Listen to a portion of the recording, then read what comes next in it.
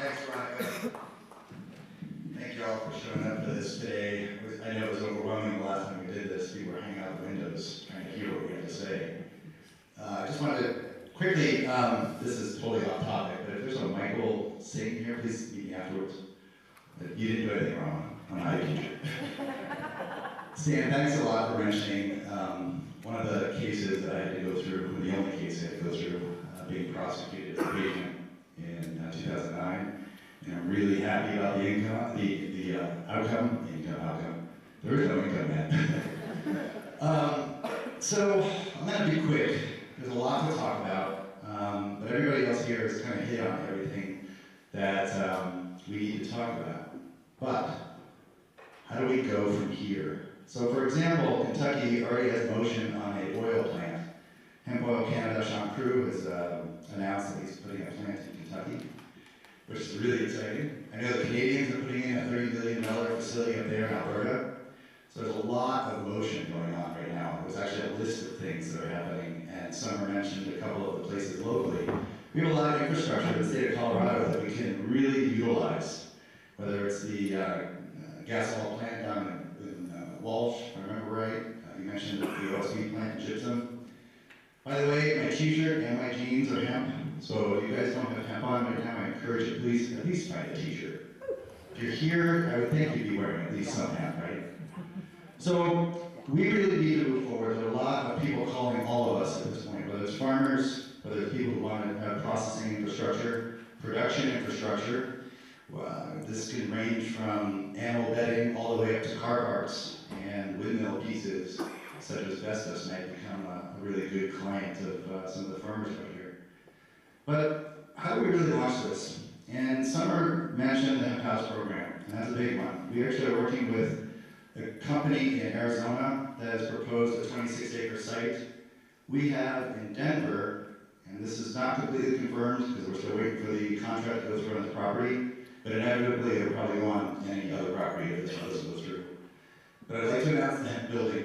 The hemp building will be a 5-story, if we get this property, it'll be a 5-story mixed-use property. We do have sponsorship on this already from very large companies, and I wish I had my heads-up display and I'll show you some details. We have a mock-up sketch of the building already. It'll probably be called H. I don't know why we use H. That makes sense, right? So the H, the hemp building, will include a market, it'll include a greenhouse, 15 residential units, 6 business units, and this is based on the preliminary design plan. It's on a 12,000 square foot lot, and the ultimate build-out will be about 60,000 square feet, including 2 stories underground. So that is located, the ideal property is located over 5 Points, between 5 Points and the Rhino District in Denver. If you're familiar with Hood Lab, Hemp Hood Lab, it's right near there. So that's really the biggest thing that we are working towards right now. There are a couple other big projects. The seed one is something that I'm talking to Michael Bowman. Obviously, there's a lot of work that we need to do on that one. That's a federal issue. Some people might argue that that's actually already been solved. I know that there are some people out there that are trying to bring seed in. I really do. I follow what Laura said. Be careful. Please don't get yourselves in any legal issues. And I think what I'm concerned with there is I don't want to step on any political toes. And so I know Ben is really on top of all this. I know CSU is a great step forward, and I know Michael is going to be saying something hopefully soon, but we'll see.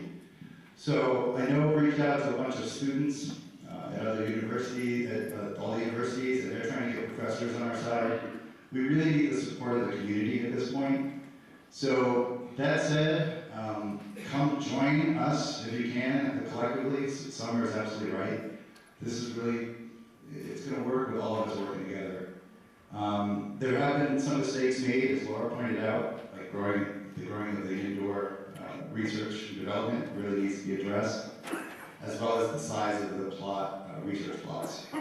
So those are other political things that hopefully will get addressed very easily. I'm hoping that Samantha Walsh, who is sitting in the back corner on the right here, who is our lobbyist for the hemp bill, also has some information in regards to some of that. But you'll probably hear those things as they're announced along the way. So thanks for coming.